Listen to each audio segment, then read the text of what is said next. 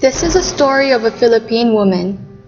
Life in Philippines is hard for her. Little job opportunities are provided in these countries, while the salary is also very low to support her daily life. Having a big family to feed, father, mother, brothers, sisters, and children, the only chance for her is to go abroad and work as a foreign domestic helper in countries such as Hong Kong, Singapore, Malaysia, and Taiwan.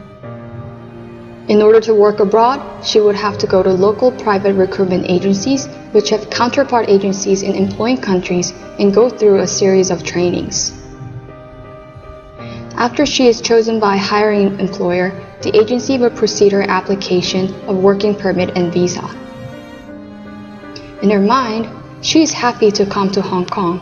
Hong Kong is a beautiful place with a lot of opportunities. However, things were not as what she had imagined. When she arrived at Hong Kong, she was told that she has to pay the agency a fee for her training and commission, which is around 80% of her salary. She didn't know that according to Hong Kong Common Law Chapter 57A, an agency cannot charge her more than 10% of her first month's wage. She was then brought by the agent to a lending company, asking her to sign a loan agreement for the fee charged. They threatened her to sign in return to secure her job. So starting from her first month of work, she has to go to 7-Eleven to buy a payment card and bank in the amortized amount of her loan monthly. By doing this, she is left with no money to send to her family for 3 to 7 months. Besides, since she has to stay with her employers, she might not be able to rest as the working hours is not limited. Afraid of jeopardizing her job, she couldn't report it to the police. Feeling lost, she finally found someone who might help her.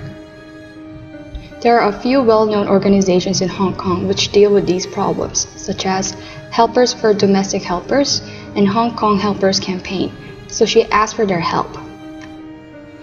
Investigations are being done on her report, but things were not as smooth as they wished. Evidence is often insufficient due to lack of paper trail and payments and receipts. Because of Hong Kong's 2-week rule, where she must leave Hong Kong within 2 weeks' time after the termination of contract, she doesn't have enough time to wait for further actions. Her effort and time spent on working overseas bear no fruit, and her life continued to be hard. So, these issues are not solved, and her friends might also face the same situation. More and more Filipinos face this problem, so the Philippines started to control the export of workers to overseas. Then, Hong Kong will start facing the shortage of foreign domestic workers. Parents in Hong Kong would have to go to work, do household chores, and take care of their children simultaneously. But what if everything was different? What if Hong Kong learns from other countries such as Malaysia, Taiwan, and Canada? First, adopting Malaysia's system, a fixed cost could be set for the recruitment procedures of foreign domestic workers. When the process is done by a private agency, which is both recognized by exporting and importing countries, dishonest agencies could be eliminated. Employment fees should also be charged to the employers, not the workers.